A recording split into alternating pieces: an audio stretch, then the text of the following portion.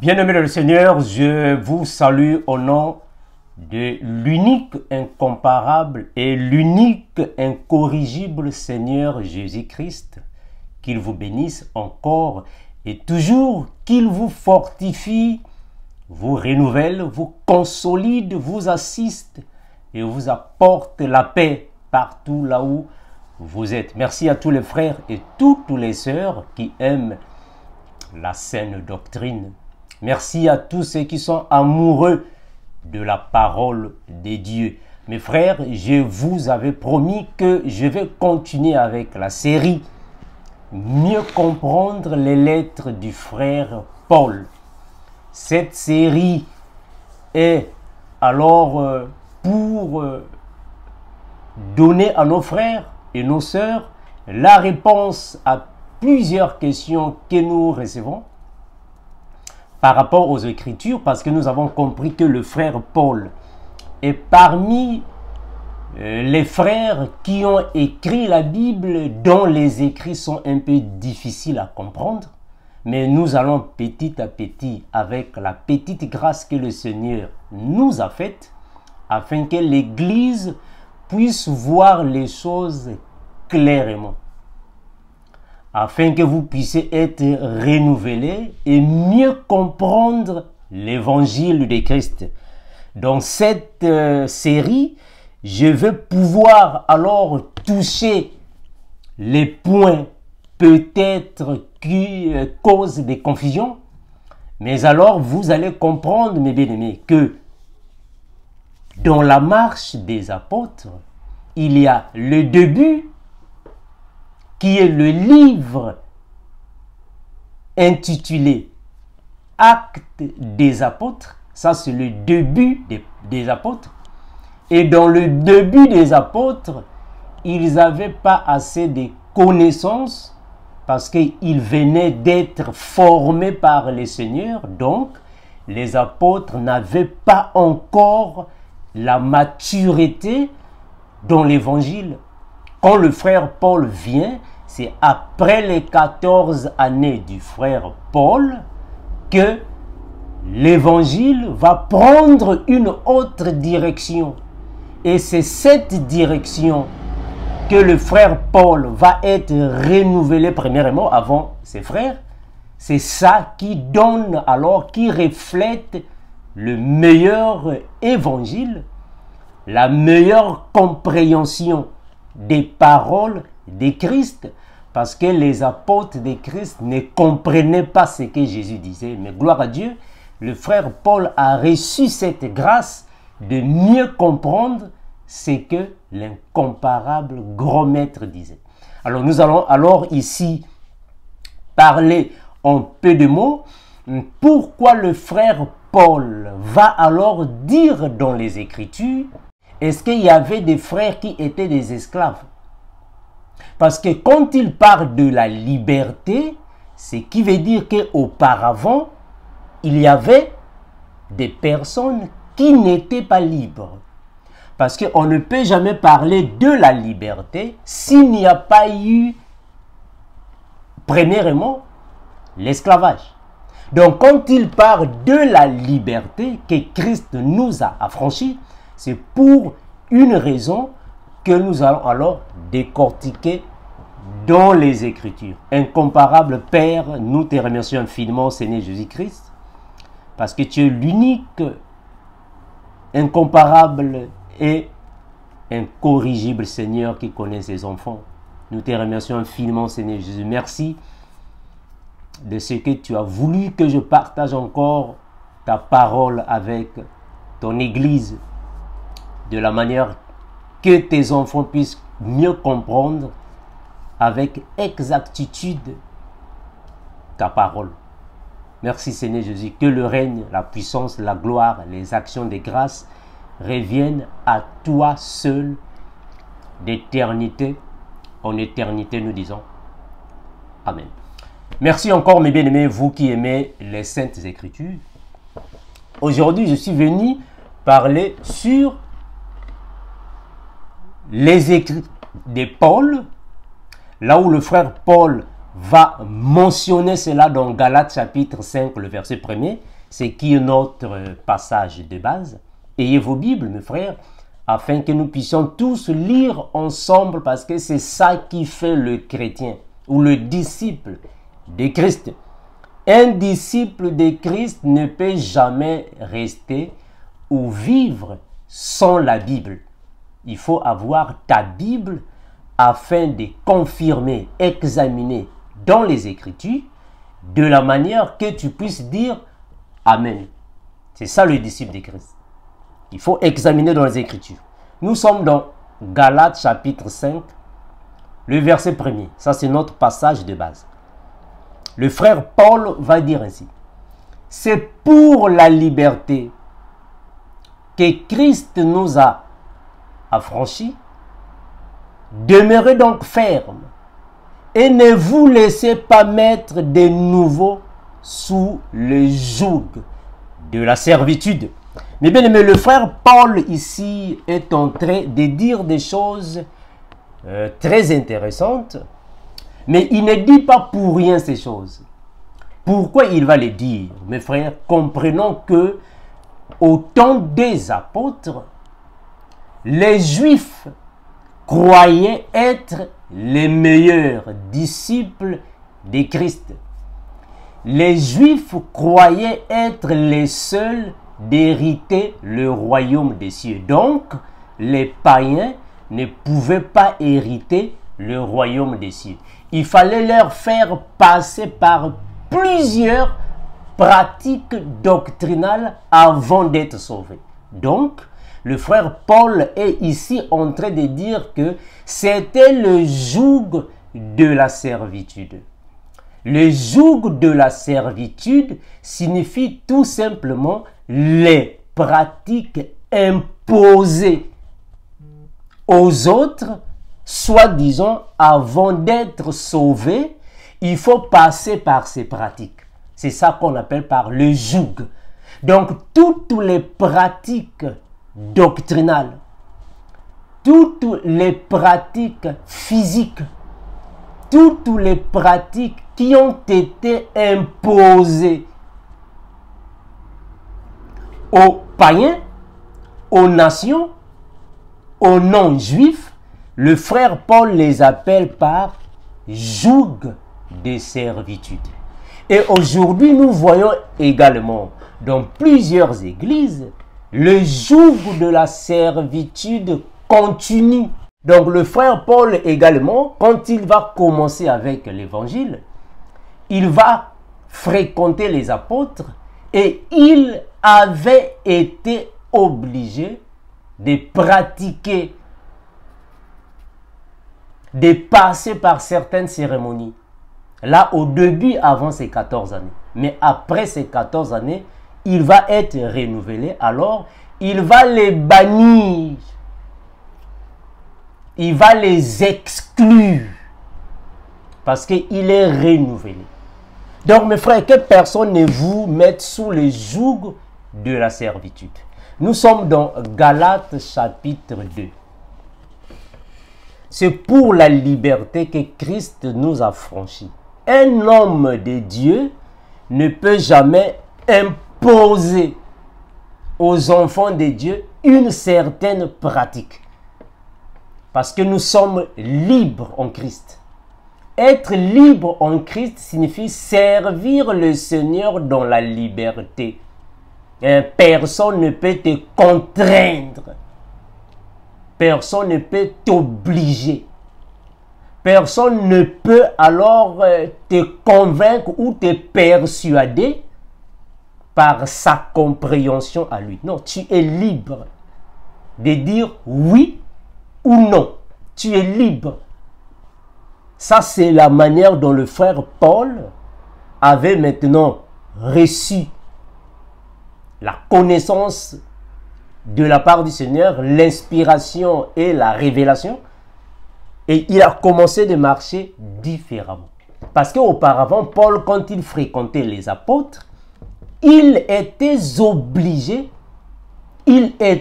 obligé de passer par plusieurs choses, mais qui ne donnaient pas la vie. Ça va mes frères? Nous sommes dans Galates, regardez. Galates chapitre 2. Et vos Bibles mes frères afin que cela puisse vous aider. Je suis dans la version second 21. Galates chapitre 2. Le verset 3 et on va descendre.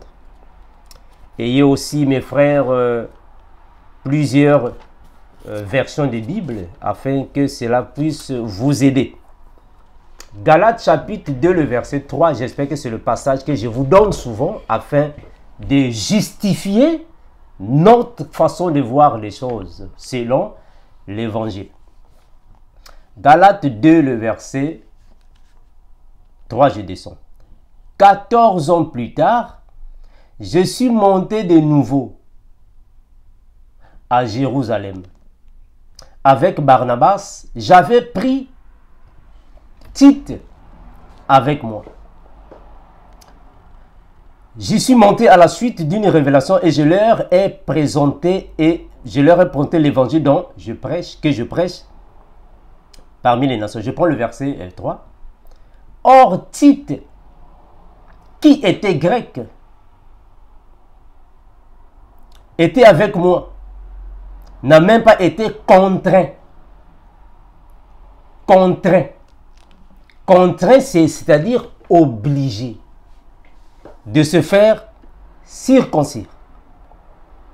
Malgré le verset 6, pardon, le verset 4, malgré les prétendus frères qui s'étaient furtivement glissés parmi nous pour épier la liberté que nous avons en Christ. Est-ce que vous voyez ça? Donc, le frère Paul, quand il parle de la liberté, mais parce que dans leur époque, les apôtres de Jérusalem, les frères de Jérusalem obligeaient aux païens, c'est-à-dire aux nations, aux non-juifs, aux non-israélites, de pratiquer, de passer par des pratiques doctrinales. Sous prétexte, celui qui ne pratique pas ne peut pas être sauvé. Donc, le frère Paul aussi est passé par là, mais après, quand il était renouvelé, il a boycotté cette compréhension. Il a exclu cette compréhension et il a vu les choses différemment. Je continue. Je prends le verset 4. Malgré les prétendus frères qui s'étaient effectivement glissés parmi nous, pour épier la liberté que nous avons en Christ, avec l'intention de nous asservir, nous ne leur cédâmes pas un seul instant, afin que la vérité de l'évangile soit maintenue parmi vous. Le verset 6. Quant à ceux qui sont les plus considérés, c'est qu'ils étaient autrefois, m'importe peu. Donc le frère Paul avait maintenant vu les choses différemment. Pourquoi? Mais parce qu'il grandissait. Et le frère Paul a même dit dans la Bible que quand j'étais enfant, je raisonnais comme un enfant. Je pensais comme un enfant. Un enfant signifie celui qui n'a pas assez de connaissances. C'est un enfant. Nous tous, nous étions des enfants dans l'évangile. Mais après, il dit, lorsque je suis devenu adulte, j'ai fait disparaître. J'espère que vous voyez ce passage. Je vais chercher ça. Faire disparaître signifie boycotter, exclure, annuler. C'est faire disparaître. C'est-à-dire qu'il s'est renouvelé, il voit les choses différemment et il a boycotté tout ce qu'il faisait auparavant. Ça, c'est faire disparaître ce qui était de l'enfant. J'espère que vous voyez ça. Et il est devenu libre. Pourquoi? Mais parce qu'auparavant, ils n'étaient pas libres. Donc, il fallait passer par des pratiques.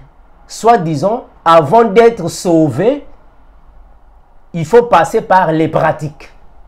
C'est ça qui devrait te donner le salut. Mais gloire à Jésus, avec le renouvellement, nous comprenons qu'il n'y a aucune pratique physique qui peut te donner le salut. Jamais. Ça va, frère? Donc ça, c'est l'évangile que le frère Paul avait reçu ou soit compris d'une manière spirituelle. Je vais lire ça, regardez. Nous sommes tous dans la Bible, mes frères, et vos Bibles, afin que vous puissiez mieux saisir ce que nous disons. Lorsque j'étais enfant, j'espère que vous voyez ce passage. Lorsque j'étais enfant, être enfant ici ne signifie pas dire réellement un enfant. Hein. Un enfant signifie un bébé spirituel. C'est un enfant. 1 Corinthiens chapitre 13, le verset 11. Et vos Bibles, mes frères. Lorsque j'étais enfant, je parlais comme un enfant. Ça va. Je pensais comme un enfant. Je raisonnais comme un enfant. Lorsque je suis devenu homme, j'ai fait disparaître ce qui est de l'enfant. Ça va, frère. Donc, quand le frère Paul est en train de dire, lorsque j'étais enfant, en d'autres termes, lorsque je n'avais pas assez de connaissances. Un enfant, c'est celui qui n'a pas assez de connaissances dans l'évangile. Donc, lorsque je n'avais pas assez de connaissances dans l'évangile, je pensais comme un bébé spirituel. Je réfléchissais, je raisonnais. Mais lorsque je suis devenu adulte, mais il est devenu adulte à quel moment? Ça va, mes frères? Paul devient adulte après les 14 années. Il a commencé à voir les choses différemment.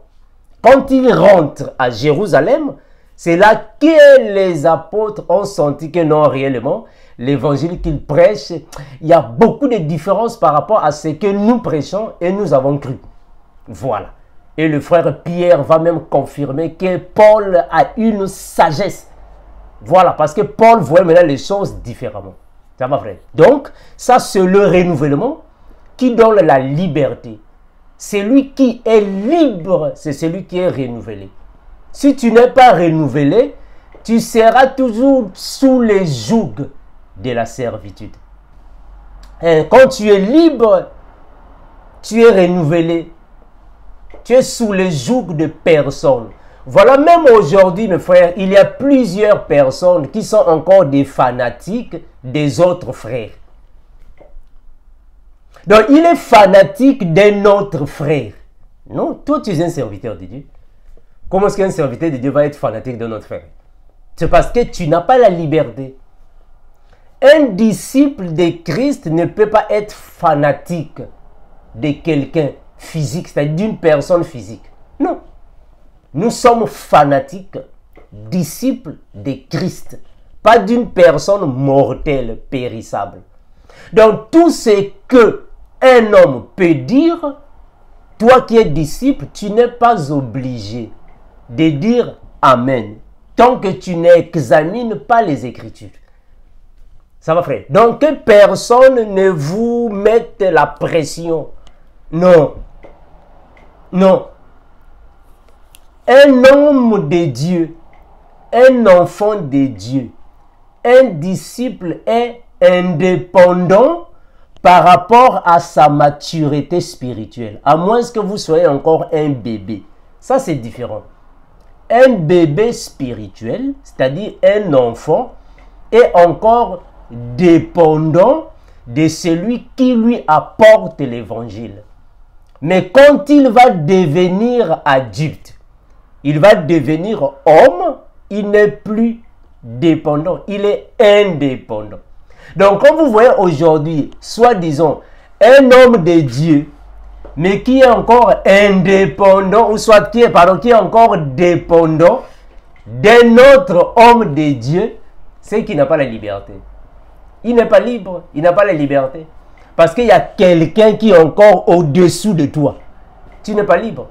Or, un homme de Dieu a l'indépendance spirituelle. Tu es indépendant. C'est ça la liberté que nous avons en Christ.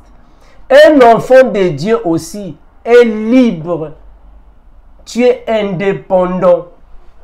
Donc, il ne faut pas être là derrière un papa pasteur. Non, tu es libre. Tu es un enfant de Dieu. Il faut être libre. La liberté. Si tu n'as pas la liberté, donc tu es encore sous le joug de la servitude. Hein, mes frères, tu es encore sous le joug de la servitude. Je vais prendre Galates. Regardez. Galates chapitre 5, le verset 2. Galates chapitre 5, le verset 2. Mes bien-aimés, et vos Bibles, je suis dans la version Good News Translation. Galates 5, le verset 2 à 6. Soyez libres, mes frères.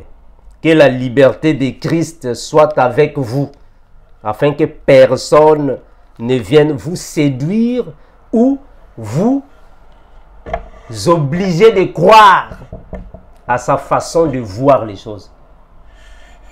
Hein, mes frères, soyez libres. En Christ, nous sommes libres. Galates 5, 2 à 6. La Bible dit ainsi. Je suis dans la version Good News Translation. 5, 2 à 6. Écoutez-moi, Paul. Je vous l'affirme, si vous faites circoncire, ainsi le Christ ne vous servira plus à rien. Pourquoi le frère Paul dit ça? Si vous faites circoncire, mais parce que les païens étaient contraints de se faire circoncire, soit disons, avant d'être sauvés. Donc les païens étaient obligés de pratiquer, d'exécuter, de passer par des pratiques doctrinales afin d'être sauvés selon l'ignorance des frères de Jérusalem. Donc ils obligeaient les païens. Mais quand le frère Paul reçoit alors la révélation, il dit non, non, non. Si vous faites circoncire, Christ ne vous servira de rien parce que vous êtes encore sous les jougs de la servitude. Soyez libres en Christ. Ayez la liberté en Christ. Je continue. Vraiment ici, les écrits. Voilà, je vais prendre cette version afin que vous puissiez mieux me saisir. Galates 5, je lisais le passage 2. Galates 5, 2 à 6. Je suis dans la version second 21, mes frères. Moi, Paul, je vous le dis, si vous faites circoncire, Christ ne vous servira plus à rien. Et j'affirme encore une fois à tout homme qui se fait circoncire qu'il est tenu de mettre en pratique la loi toute entière. Le verset 5. Nous, c'est de la foi et par l'esprit que nous entendons la justice espérée. En effet, en Jésus-Christ, ce qui a de l'importance, ce n'est ni la circoncision, ni l'incirconcision, mais seulement la foi qui agit à travers l'amour. Donc, le frère Paul commençait à voir les choses différemment. Voilà pourquoi il va dire que c'est pour la liberté que Christ nous a franchis. Mais parce que les apôtres de Jésus, les frères de Jérusalem, obligeaient à ceux qui venaient à Christ, aux nouveaux disciples, de passer par des pratiques. Et il disait que si tu ne pratiques pas une telle cérémonie, tu ne peux pas être sauvé. Et le frère Paul aussi est passé par là. Mais bien après, Paul a dit non, ça c'est faux, ça c'est pas l'évangile.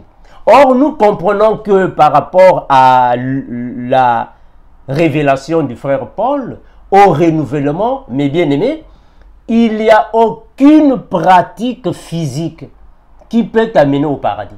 Il n'y en a pas. Ce qui t'amène au paradis, c'est la vie de sanctification. C'est la vie de sanctification qui t'amène au paradis. En d'autres termes, c'est la haine du péché. Éloigne-toi du péché et sois en intimité avec Christ. C'est ça qui t'amène au paradis. Hein, frère? C'est ça qui t'amène au paradis. Sois en intimité avec Christ. Éloigne-toi du péché. Il n'y a aucune pratique physique qui t'amènera au ciel. Ça n'existe pas.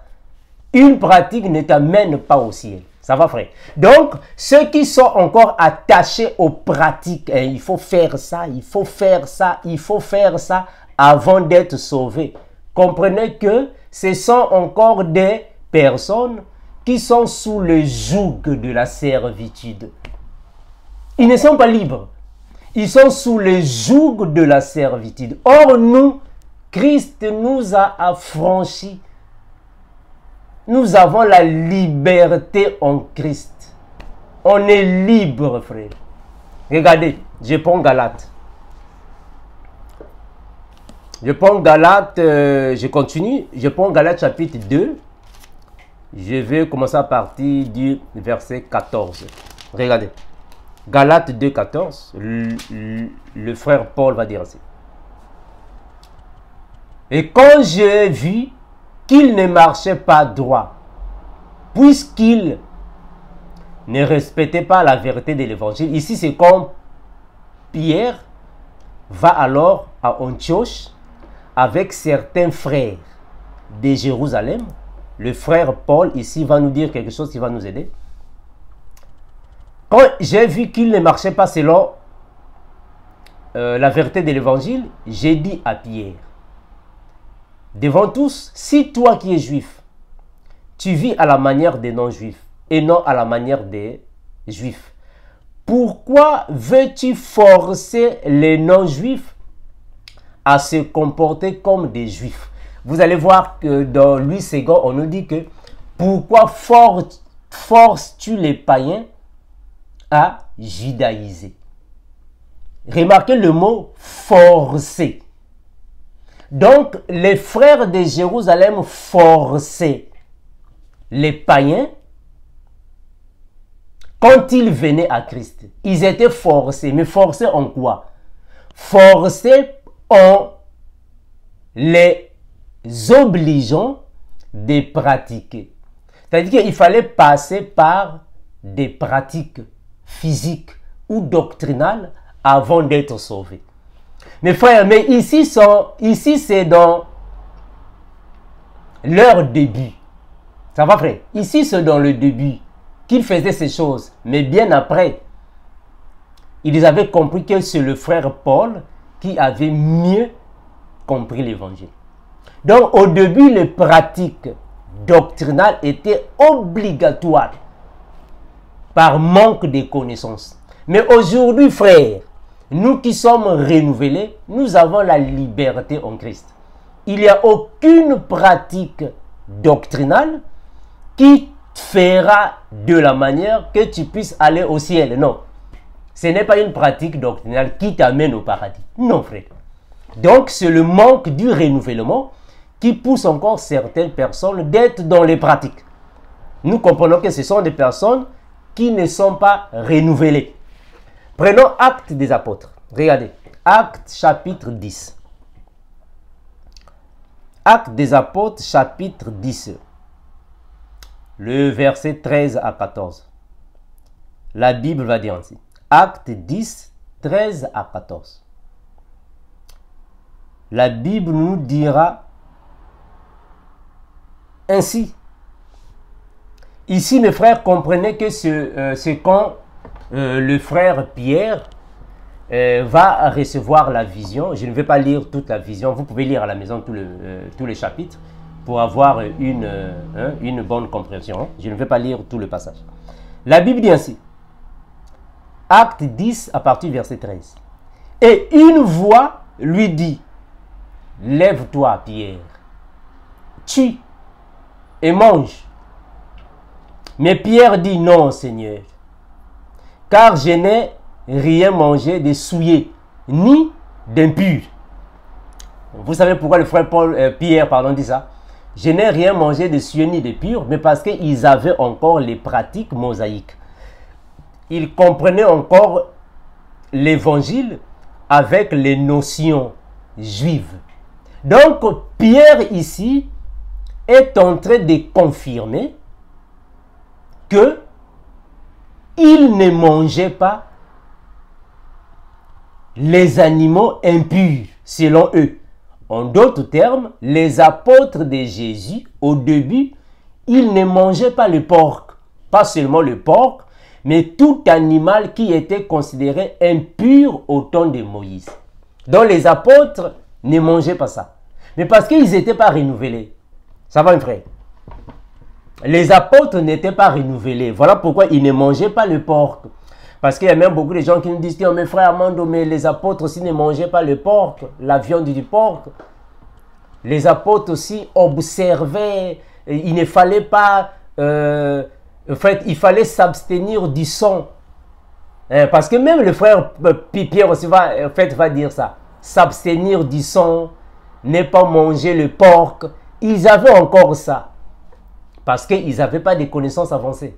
Mais quand le frère Paul est venu, après les 14 années bien sûr, c'est là que l'évangile a pris alors sa vraie version. Donc le frère Paul, c'est lui qui va alors transmettre l'évangile plus exactement, avec beaucoup de précision et de clarté. C'est le frère Paul.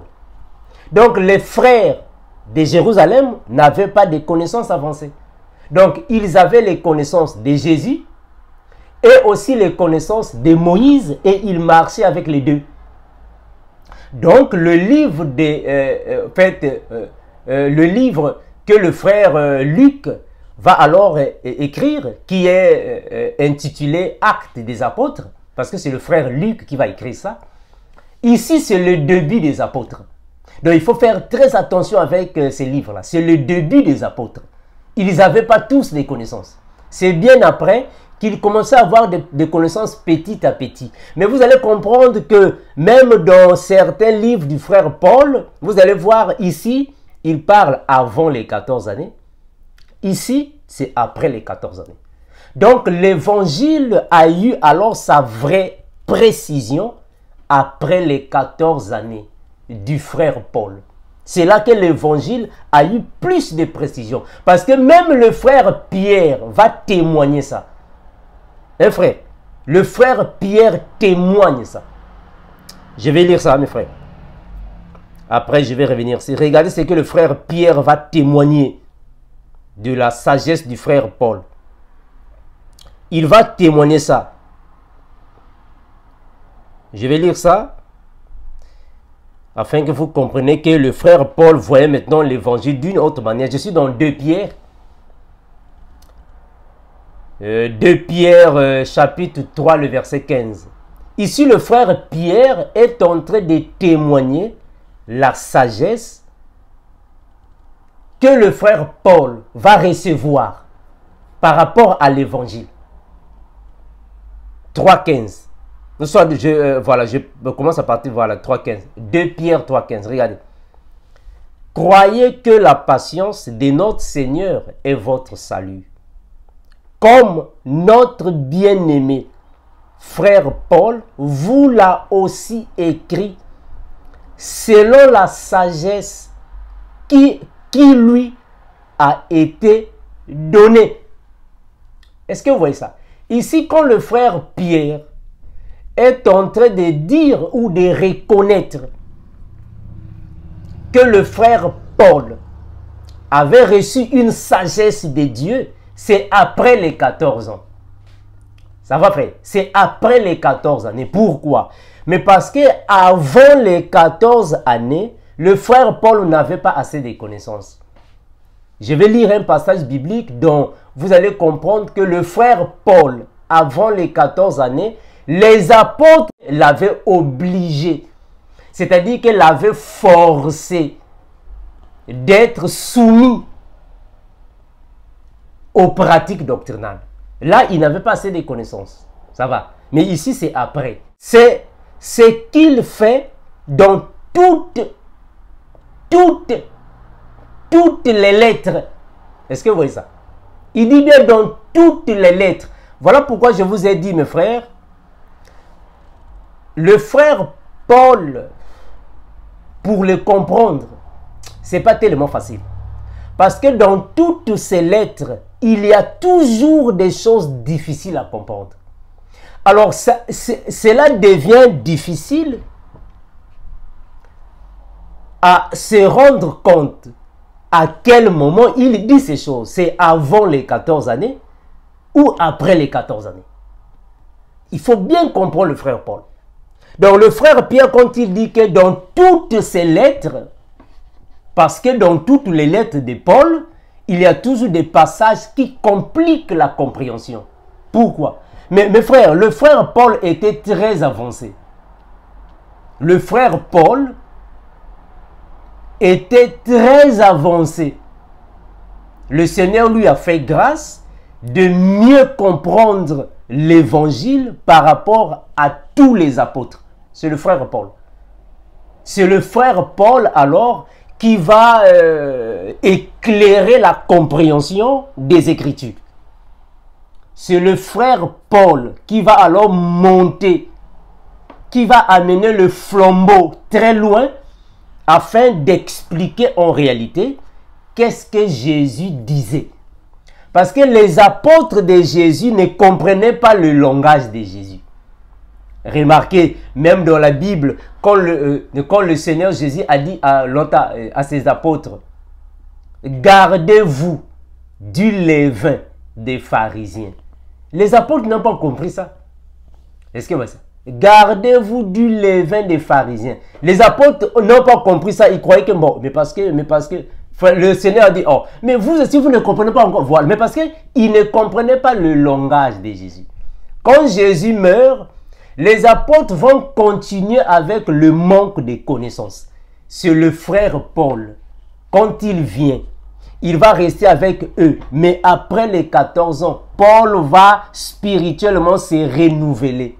C'est alors qu'il commence maintenant à voir les choses claires. Donc, l'évangile de Christ avait été bien expliqué, bien compris et bien transmis par le frère Paul.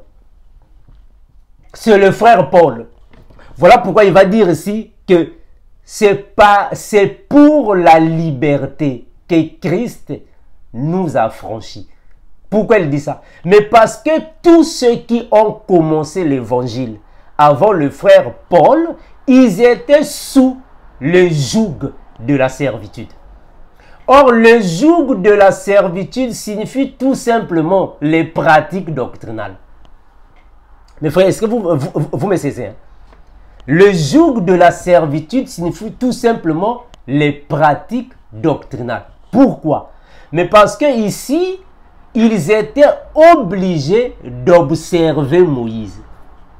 Et quand Jésus vient alors, il continue d'observer aussi les pratiques que Jésus a accomplies. Manque du renouvellement. Mais avec le frère Paul, l'évangile est alors ici décortiqué d'une manière clairvoyante. Là alors nous voyons les Écritures avec les écailles tombées. C'est le frère Paul. Je continue.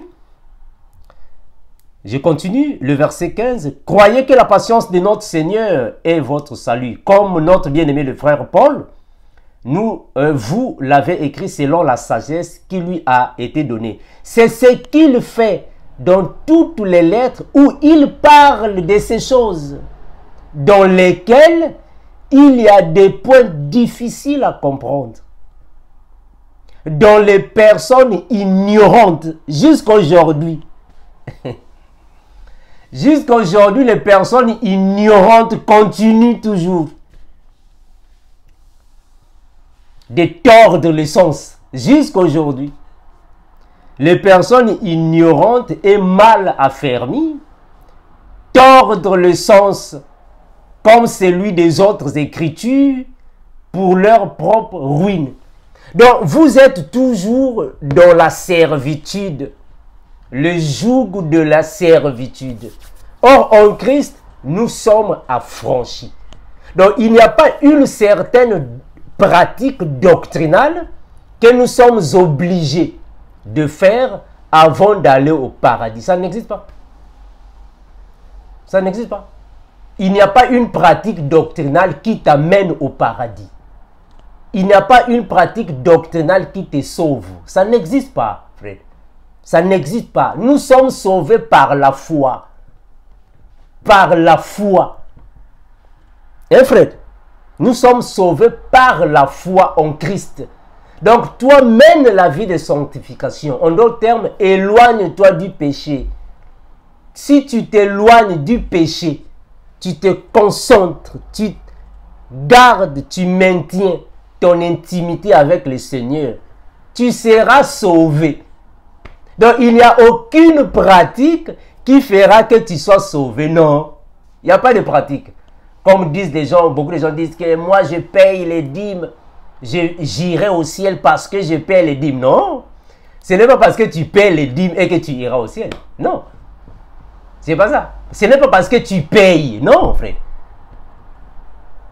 Hein, frère? Non, ce n'est pas parce que tu payes. Non. Donc, il n'y a aucune pratique doctrinale qui peut te garantir le salut. Ça n'existe pas. Hein, frère? C'est par la foi en Christ. Le frère Paul va voir ces choses d'une manière spirituelle. Voilà pourquoi Paul va prendre le physique. Il va spiritualiser le physique. Donc l'évangile de Christ, il va spiritualiser ça. C'est le frère Paul. Il voit les choses clairement. Donc les apôtres ne mangeaient même pas aussi les animaux impurs, soi-disant. Mais qu'est-ce que le frère Paul va nous dire? 1 Corinthiens, chapitre 10, le verset 25. Regardez. 1 Corinthiens 10, 25. La Bible va déclarer ici. Prenez vos Bibles, mes frères, afin que nous lisons ensemble. 1 Corinthiens 10, 25 à 30. La Bible va dire ainsi. Mangez de tout ce qui se vend au marché, sans vous enquérir de rien par motif de conscience. Pourquoi le frère Paul va dire ça? Mais parce qu'il faut comprendre, mes bien-aimés, que au temps des apôtres, il y avait des animaux qui étaient interdits à la consommation. Prenez le verset 23, afin que ça soit encore clair. Tout m'est permis, mais tout n'est pas utile. Voilà. Tout m'est permis, oui c'est permis, mais est-ce que c'est utile? Tout m'est permis, mais tout n'édifie pas. Voilà pourquoi dernièrement, j'ai fait ma toute dernière vidéo. Je vous avais dit que tout ce qui est biblique n'est pas chrétien. Et tout ce qui est dans la Bible, nous ne sommes pas obligés de le pratiquer, non. Tout est permis. Très bien, c'est permis. Mais ça nous édifie en quoi? Ça nous sauve en quoi? Ça, c'est le renouvellement. Ça, c'est l'évangile du renouvellement qui nous aide de réfléchir, de comprendre les choses. Voilà, vous allez me dire, non, frère Armando, nous les enfants de Dieu, nous ne réfléchissons pas. Non, nous ne sommes pas des animaux. Non, nous ne sommes pas des animaux. Même les animaux aussi réfléchissent par rapport à ce qu'ils font. Bien que la réflexion des animaux est une réflexion qui est animale, qui ne correspond pas à la réflexion des humains, mais nous réfléchissons comme les hommes. Comment est-ce que nous ne réfléchissons pas? Mes frères, toute personne doit réfléchir. Si tu n'as pas un raisonnement, donc tu es un cadavre. Si tu ne réfléchis pas, donc tu es un cadavre. Frère, si tu ne réfléchis pas, donc tu es un cadavre. Un humain doit réfléchir. Voilà pourquoi la Bible a dit examinez toutes choses. Mais question, est-ce qu'on peut examiner sans la réflexion? Frère, est-ce que vous pouvez examiner sans réfléchir? Ça n'a pas de sens. Quand on examine, c'est que c'est une procédure de réflexion. Quand on examine, c'est que c'est un processus de raisonnement. Mais un raisonnement biblique. Alléluia. Une réflexion biblique. Réfléchir selon la Bible. Pas réfléchir selon la philosophie. Non, mais réfléchir selon la Bible. Vous comprenez ça? Mangez de tout ce qui se vend au marché sans vous enquérir de rien par motif de conscience. Je continue, je prends le verset suivant, le verset 29. Je parle ici non de votre conscience, mais celle de l'autre. Pourquoi en effet ma liberté sera-t-elle jugée par une conscience étrangère? Si je mange avec action de grâce, pourquoi serais-je blâmé au sujet d'une chose dont je rends grâce? Si je mange avec action de grâce, pourquoi serais-je blâmé? Ah, le frère Paul. Mais frère, est-ce que vous voyez comment est-ce que Paul va alors faire face aux réflexions de certaines personnes, à la compréhension de certaines personnes? Donc les apôtres disaient qu'on ne pouvait pas manger les animaux impurs. Mais le frère Paul va dire, oh, si je mange avec action de grâce, pourquoi serais-je blâmé au sujet d'une chose dont je rends grâce? Mes frères, vous allez comprendre ici que le frère Paul est en train de parler sur le manger parce que c'était un sujet très important. Manger certains animaux, ou soit aliments, étaient obligés et aussi interdits. Donc, il faut comprendre à quelle période, à quel moment que le frère Paul est en train de donner quelques éclaircissements là-dessus. Mais on va comprendre que le frère Paul est en train aussi de confirmer qu'il n'y a pas une viande qui nous est interdite. Ça n'existe pas. À moins que vous n'allez pas causer une occasion de chute à l'autre. Est-ce que vous voyez comment est-ce que le frère Paul va exposer ça? À moins que une viande qui avait été mise déjà en réserve ou en garde pour ne pas toucher. Et vous étant chrétien, disciple, pour ne pas causer une occasion de chute à l'autre, alors méfiez-vous. Mais sinon, en manger n'est pas un péché. Est-ce que vous voyez comment est-ce que le frère Paul alors va venir avec une autre compréhension des Écritures? Ça, c'est le frère Paul avec le renouvellement. Je prends encore un autre passage, mes frères, afin que vous puissiez comprendre que dans leur époque, plusieurs étaient sous le joug de la servitude. Ils n'avaient pas la liberté parce qu'il y avait trop des interdictions. Ils n'avaient pas la liberté parce que les apôtres de Jésus avaient mis en place plusieurs interdictions, plusieurs pratiques sous prétexte. Sans cela, personne ne pouvait être sauvé. Voilà pourquoi le frère Paul dit non, c'est pour la liberté que Christ nous a affranchis. Donc, nous ne sommes plus sous le joug de la servitude. Donc, mes frères, même aujourd'hui que je vous parle, il y a encore des chrétiens, des disciples de Christ qui, malheureusement, sont sous le joug de la servitude. Ils ne sont pas libres. Tout ce que vous faites, c'est par contrainte et tristesse. Vous n'êtes pas en vous-même assuré de faire certaines choses. C'est comme s'il y a des personnes qui vous pressionnent dessus. Comme font plusieurs pasteurs aujourd'hui, plusieurs hommes de Dieu, les pasteurs, les docteurs, les ministres, qui malheureusement mettent de la pression sur les autres. Malheureusement. Donc, certaines personnes, certains frères qui sont devenus des esclaves des autres.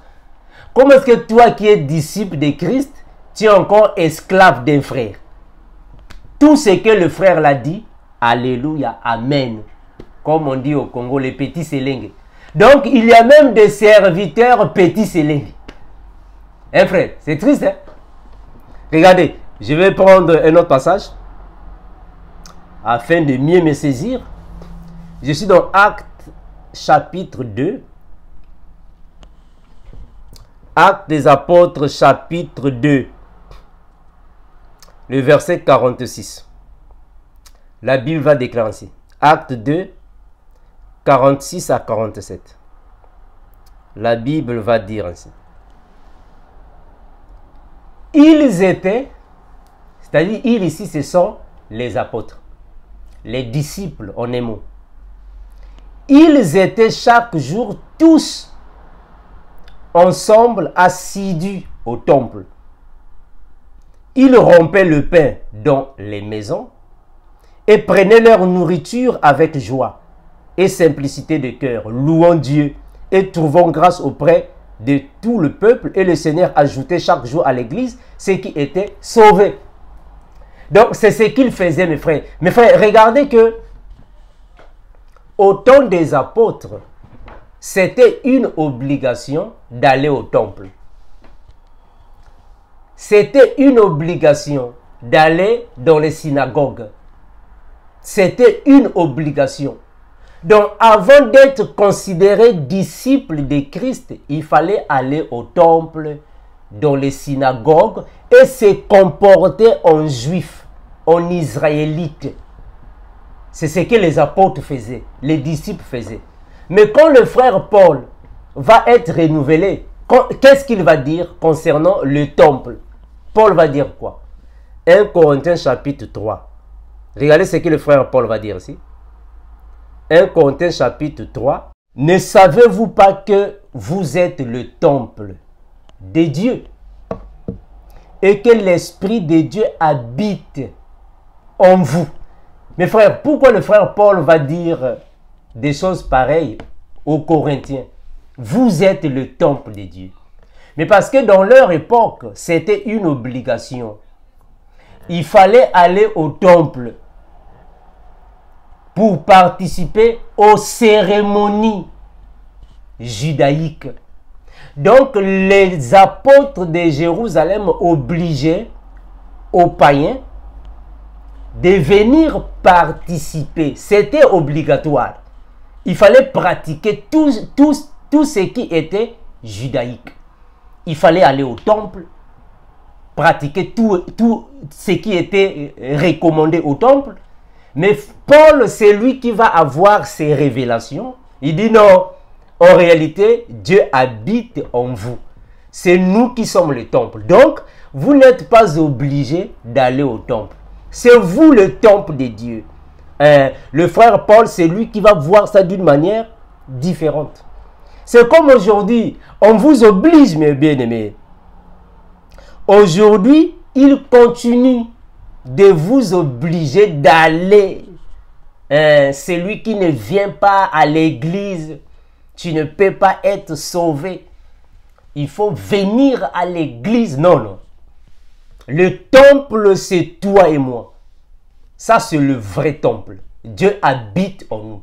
Dieu n'habite pas dans les bâtiments qu'on a construits, non. Il habite en nous.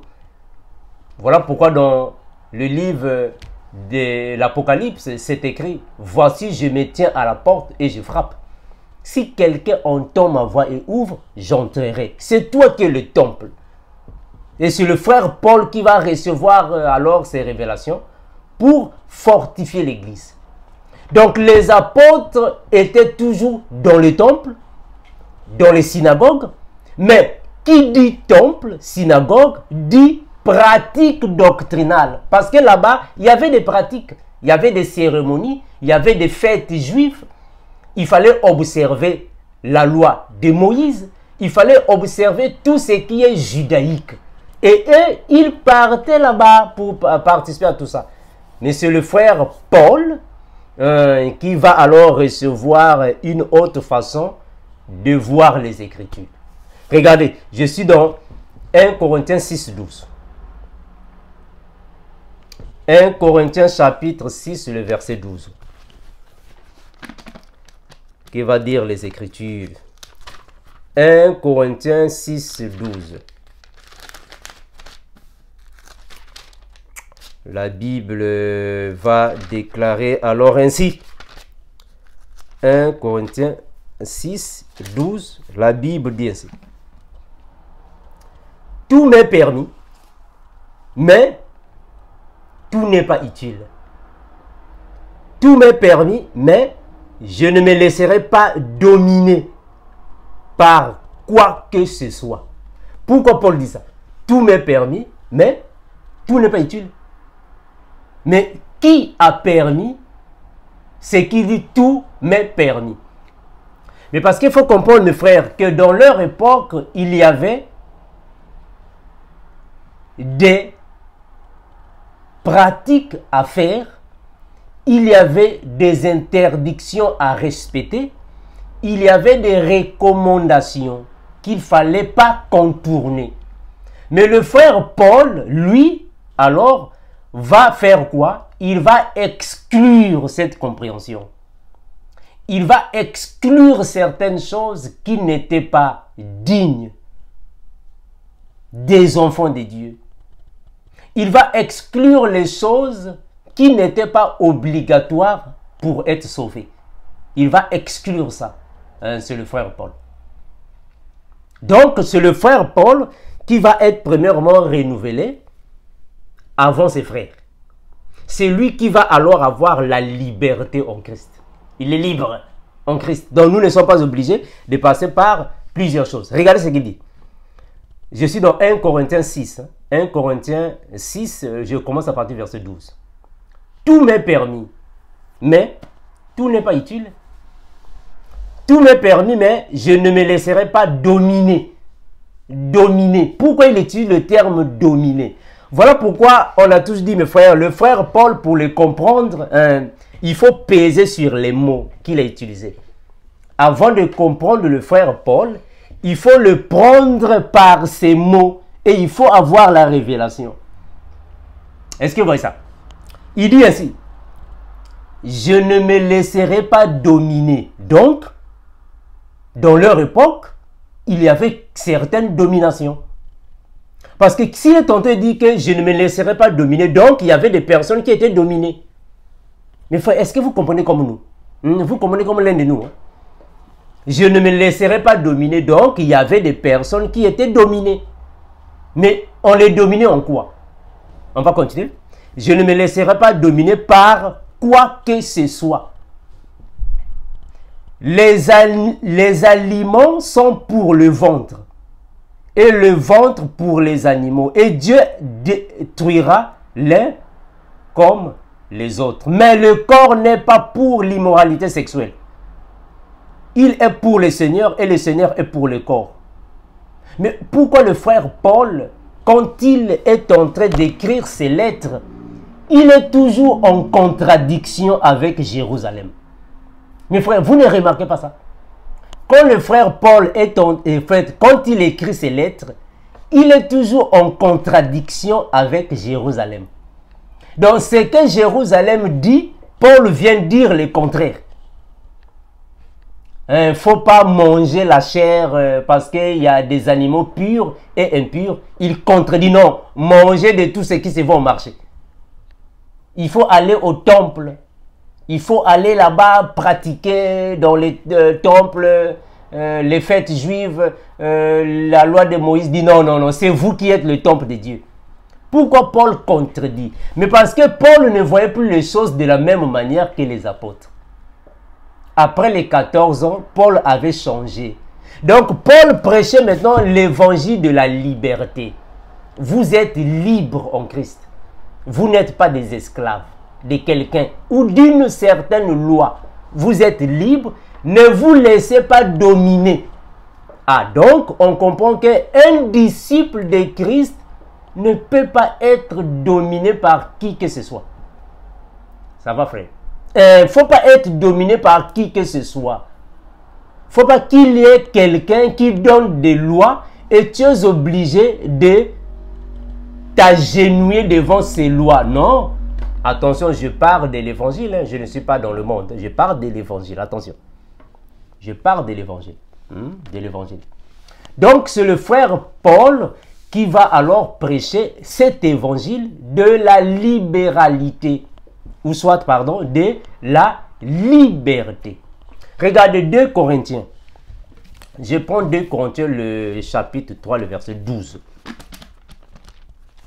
2 Corinthiens 3, 12. Donc mes frères, nous chrétiens, nous disciples de Christ, nous n'avons pas des choses physiques, peut-être qui vont nous empêcher d'aller au paradis si on ne le pratiquait pas. Non. Il n'y en a pas, frère. Il n'y en a pas. 1 Corinthiens, non, pas 2, 3, 12. 2 Corinthiens 3, 12. Regardez. 2 Corinthiens 3, 12. Attention, mes frères, attention. Hein, il faut bien me saisir. Hein. Il faut bien saisir ce que je dis ici. Il faut bien me saisir. Donc, ne venez pas me dire ici, mes frères Armando, on peut pratiquer tout ce que... Non, attention, je ne parle pas du péché. Hein, attention, parce que vous, chrétiens, parfois, la compréhension fait parfois défaut. Attention à ce que je dis. Je ne dis pas qu'il faut pratiquer le péché. Non, je ne parle pas du péché ici. Je suis en train de parler par rapport aux pratiques judaïques. Je suis précis. Hein. Les pratiques judaïques ou les pratiques doctrinales dans l'évangile. Attention, il faut bien me saisir. Pardon, nous allons prendre 1 Corinthiens 7, 23. 1 Corinthiens 7, 23. 1 Corinthiens 7, 23. La Bible va dire ainsi. 1 Corinthiens 7, 23. La Bible dira ainsi. Vous avez été rachetés à un grand prix. Ne devenez pas esclaves des hommes. Mes frères, nous devons nous poser des questions. Pourquoi le frère Paul, dans ses lettres, il a toujours tendance de contredire Jérusalem? Vous ne vous posez pas cette question? Le frère Paul, quand il écrit, vous allez comprendre qu'il y a plusieurs passages bibliques. Le frère Paul contredit toujours Jérusalem. Attention, quand je parle de Jérusalem, je fais allusion aux apôtres, aux frères de Jérusalem. Il a toujours tendance à les corriger, à les contredire. Mais parce qu'il voit les choses maintenant différemment. Il voit les choses différemment. Quand il dit ici, vous avez été rachetés à un grand prix, ne devenez pas esclaves des hommes. Frères et sœurs, que chacun reste devant Dieu dans la condition qu'il était lorsqu'il avait été appelé. Pourquoi il est dit? Hein, frère? Mes frères, quand vous allez lire le frère Paul, vous allez comprendre dans plusieurs contextes. Le frère Paul va toujours faire référence. Il va toujours marquer alors ce parallélisme avec ce qui était donné par les apôtres. Il va toujours contredire quelque part les apôtres. Mais parce que Paul ne voyait plus les choses de la même manière que les apôtres. Parce que Paul estimait que ceux qui venaient à Christ étaient obligés d'être soumis à plusieurs pratiques. Et ces pratiques-là ne plaisaient pas à Paul. Après, Paul était contre toutes ces choses. Voilà pourquoi il dira non, c'est pour la liberté que Christ nous a franchis. Nous sommes libres. Donc il y a certaines choses qui ne sont pas obligatoires, qui ne sont pas salutaires. Est-ce que vous voyez ça? Il y a des choses qui ne sont pas salutaires. C'est le frère Paul même qui va utiliser ces termes-là, salutaires. Parce qu'il y avait des choses qui n'étaient pas salutaires. Je vais lire ça, regardez. Le frère Paul va dire ainsi. Je vais chercher ce passage-là. Je vais chercher ce passage afin que vous compreniez. Philippiens 3, le verset 1er. Philippiens 3, 1, le frère Paul va dire ainsi. Au reste, mes frères, réjouissez-vous dans le Seigneur. Je ne me lasse point de vous écrire les mêmes choses. Je ne me lasse de vous écrire les mêmes choses. Et pour vous, cela est salutaire. Donc, frère Paul va utiliser le terme salutaire. Pourquoi salutaire? Mais parce qu'il y avait des choses qui n'étaient pas salutaires. Vous comprenez ça? Il y a des choses qui ne sont pas salutaires. C'est-à-dire que Paul ici veut tout simplement dire que il y a des choses qui vous donnent le salut, mais certaines choses ne vous donnent pas le salut. Ce n'est pas salutaire. Donc, quand le frère Paul est en train de dire tout m'est permis, mais tout n'est pas utile. C'est-à-dire que tout m'est permis, mais certaines choses ne sont pas salutaires. Ça ne donne pas le salut. Donc, je ne suis pas obligé de me laisser dominer par ça. Ah, voilà. En d'autres termes, je ne suis pas obligé d'être asservi par ces choses. Donc, il y a des pratiques, il y a des choses salutaires, mais des choses qui ne sont pas salutaires. Mais du moins, les apôtres de Christ continuaient de les pratiquer. Et malheureusement, aujourd'hui, avec le message du renouvellement, nous comprenons qu'il y a encore certaines personnes qui continuent de pratiquer les choses qui ne sont pas salutaires, qui ne donnent pas le salut. Hein, mes frères, qui ne donnent pas le salut. Donc le frère Paul, pour mieux comprendre le frère Paul, il faut aussi examiner les mots, les phrases qu'il utilise. Donc nous comprenons que le frère Paul était en train alors de dire à nos bien-aimés que par Christ, nous avons la liberté. Par Christ, nous avons le salut. C'est par la foi en Christ que nous n'avons plus le joug de la servitude. Pourquoi? Mais parce que Paul lui-même, au début, il avait le joug de la servitude. Paul lui-même, au début, il avait le joug. Il n'était pas libre par rapport à ce qu'il avait croisé aux disciples. Parce que je vous avais parlé de Actes des Apôtres, chapitre 21, le verset 17 à 26. Regardez. Actes 21, 17 à 26. La Bible va dire ainsi. Actes 21, 17 à 26. À notre arrivée à Jérusalem, les frères et les sœurs nous ont accueillis avec joie. Le lendemain, ça c'est le frère Paul, hein, quand il est parti à Jérusalem avec ses compagnons. Le lendemain, Paul s'est rendu avec nous chez Jacques, où tous les anciens se sont réunis. Après leur avoir salué, il a raconté en détail ce que Dieu avait fait au milieu des païens, des non-croyants ou des non-juifs, par rapport à son ministère. Après l'avoir entendu, ils se sont mis à célébrer la gloire du Seigneur. Puis, ils lui ont dit, c'est-à-dire Jacques et ceux de Jérusalem, ont dit à Paul, tu vois, frère, combien de milliers de Juifs on compte parmi les croyants. Et tous sont zélés pour la loi. Pour la loi. Or, ils ont entendu dire que tu enseignes à tous les Juifs vivant parmi les non-Juifs d'abandonner la loi de Moïse. Est-ce que vous écoutez ça, frère? Vous écoutez ça? D'abandonner la loi de Moïse, tu leur dirais de ne pas circoncire leurs enfants et de ne pas se conformer aux coutumes, c'est-à-dire qu'observer la loi.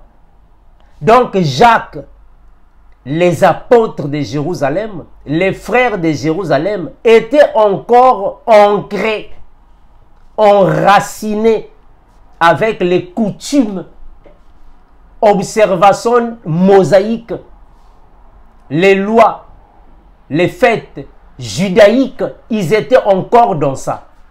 Quand Paul est venu, il était obligé de se conformer à ce que disaient les apôtres.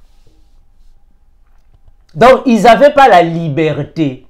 C'est ça que le frère Paul va appeler alors par le manque de la liberté. Ils n'avaient pas la liberté. Il fallait aller au temple, il fallait pratiquer ça. Les doctrines, les cérémonies, tu n'es pas libre. Or, Paul, après, il dit non, non, non. Ils n'avaient pas la liberté, ils ont encore le joug de la servitude. Je continue, regardez. Le verset 22. Que faire donc? Sans aucun doute, une foule se rassemblera, car on apprendra que tu es venu. C'est pourquoi fais ce que nous allons te dire. Mais qu'est-ce qu'ils vont le dire? Nous allons te dire, il y a parmi nous 4 hommes qui ont fait un vœu. Prends-les avec toi, accomplis la cérémonie de purification. Accomplis la cérémonie de purification. Mais parce que les apôtres de Jésus aussi étaient dans ça. Mes frères, est-ce que vous comprenez ce que nous disons ici? Les apôtres de Jésus au début étaient dans les pratiques doctrinales, mosaïques, judaïques. Et le frère Paul aussi était dans ça avant les 14 années. Parce qu'il n'y avait pas la précision de l'évangile. Il n'y avait pas l'exactitude de l'évangile. Ils étaient encore dans l'ignorance. Et Paul était obligé de passer par ces pratiques. Prends-les avec toi, accomplis la cérémonie de purification avec eux et pourvois à leurs dépenses afin qu'ils se rasent la tête. Donc Paul aussi, quoique, il faut raser la tête, pratique judaïque. Donc il fallait passer par là, parce qu'ils n'avaient pas la liberté. Mes frères, en Christ, nous avons la liberté. Si tu es toujours derrière quelqu'un, soumis à quelqu'un, asservi, fanatique de quelqu'un ici sur la terre, tu n'as pas la liberté. Tu n'as pas la liberté. La liberté en Christ, c'est quand tu as l'indépendance spirituelle. Il n'y a personne qui va t'obliger de faire des choses selon sa compréhension. Mais vous tous, vous suivez la compréhension de quelqu'un. Oui, amen, alléluia. Ah non, non. Si tu fais ça, donc tu es encore esclave. Tu es encore esclave de quelqu'un. Périssable, mortel. Je prends le verset suivant. Ainsi tous sauront que ce qu'ils ont entendu dire de toi est faux, mais que toi aussi tu vis en respectant la loi, c'est-à-dire en observant la loi de Moïse. Et quant aux croyants d'origine non juive, nous leur avons communiqué par écrit notre décision. Ils doivent, donc c'est une obligation. Ils doivent s'abstenir des viandes sacrifiées aux idoles, du sang. C'est ça, c'est ici aussi les témoins de Jéhovah viennent se baser. Il faut s'abstenir du sang. Même les apôtres aussi ont parlé de ça. Mais c'est ici. Voilà pourquoi les témoins de Jéhovah disent même que non, il ne faut pas faire la transfusion sanguine, c'est interdit. Même les apôtres ont interdit ça. Mais c'est ça. Et le frère Paul va alors contredire ça. Le frère Paul va contredire ça. Il va dire que c'est faux. Parce qu'il s'était renouvelé. Parce que qui faisait ça, c'est Moïse. Donc, ils étaient encore des prisonniers de la loi mosaïque. Or, toute personne qui est encore observateur de Moïse n'a pas la liberté en Christ. Observateur des pratiques doctrinales n'a pas la liberté en Christ parce que toutes ces choses ne sont pas salutaires. Ça ne donne pas le salut? Non, ça ne donne pas le salut. Je continue. Nous avons prescrit aux non-juifs de s'abstenir des viandes sacrifiées aux idoles, du sang, des animaux étouffés et de l'immoralité sexuelle.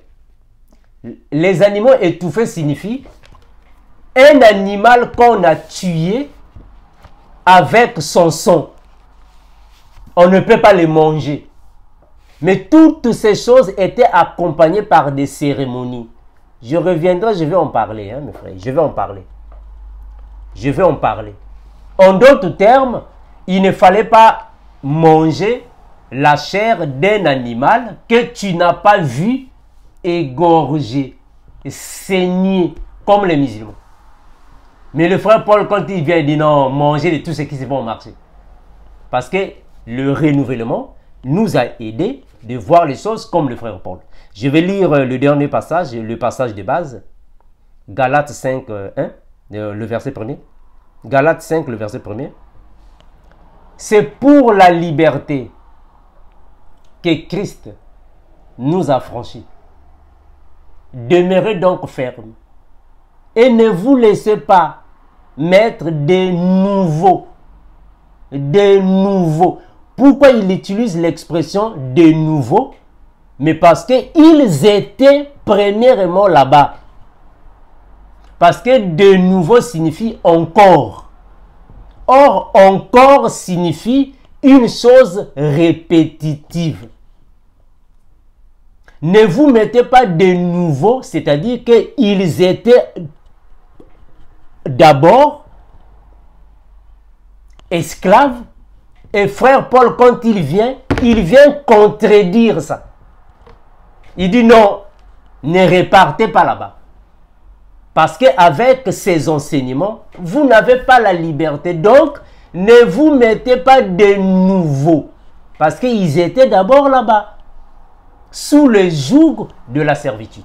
Donc, mes frères, ne vous mettez pas de nouveau sous le joug de la servitude. Un chrétien est libre. Tu as l'indépendance spirituelle. Je vais lire ça dans cette version, Galates 5, premier. Qu'est-ce que la Bible va nous dire ici? Galates 5, le verset premier. La Bible ici va dire ainsi. Je vais chercher ça bien aimé. Je suis dans la version Good News Translation. La Bible va dire ainsi. Le Christ nous a libérés. Voilà. Nous ne sommes plus des prisonniers des hommes. Nous ne sommes plus des esclaves des hommes. Commencer à suivre quelqu'un par le derrière. Par derrière, je ne sais pas quoi là. C'est lui qui est le papa spirituel. C'est lui qui est le papa spirituel. Il faut commencer à le suivre. Vous êtes devenus comme les petits sélingues. Le Christ nous a libérés pour que nous soyons vraiment libres. Tenez bon donc, ne vous faites pas de nouveau réduire en esclavage. Voilà. Être sous le joug de la servitude, être sous l'esclavage ou dans l'esclavage. Un enfant de Dieu, un disciple de Christ est libre. Tu as la liberté. Donc il n'y a pas, non, il faut venir ici faire ceci. Parce que notre aîné dans la foi a dit, il faut que ça soit à gauche. Alors vous tous, vous partez à gauche. Parce que c'est l'aîné dans la foi qui a dit ça. L'aîné a dit, il faut être à droite. Vous tous, vous partez à droite. Non. Vous êtes libres, mes frères. Nous avons la liberté en Christ. On a les libertés. Oh non, si tu ne fais pas cette pratique, tu n'iras pas au ciel. Ça, c'est faux, ça. faux et archi faux. En Christ, nous sommes libres. Tout ce qui n'est pas salutaire, on n'est pas obligé de le pratiquer. C'est par la foi que Christ nous a affranchis. C'est par la foi que nous sommes sauvés. Donc, il n'y a aucune pratique qui peut nous rendre esclaves. On a dit, il faut faire ça comme ça. Obligatoire. Non, ça c'est pour vous. Les obligations là, c'est pour vous. Les interdictions des choses physiques, c'est pour vous. Attention, je parle de l'évangile. Ne me dites pas non, mais la cigarette aussi est physique. Ah non, je parle par rapport à l'évangile. Les pratiques doctrinales par rapport à l'évangile. Donc, ne me comprenez pas d'une manière maladroite. Je parle des pratiques doctrinales selon l'évangile. Nous ne sommes pas obligés de les pratiquer parce que ce sont des choses qui ne sont pas salutaires. Nous sommes sauvés par la foi en Christ. Mes frères, que le Seigneur vous bénisse, vous renouvelle, afin de mieux voir les Écritures comme notre bien-aimé le frère Paul, afin que le Seigneur puisse encore vous augmenter des connaissances bibliques, comme nous disons, et nous continuerons de vous les répéter. Maranatha, l'unique incomparable, l'unique incorrigible, le Seigneur Jésus-Christ revient bientôt. Ciao.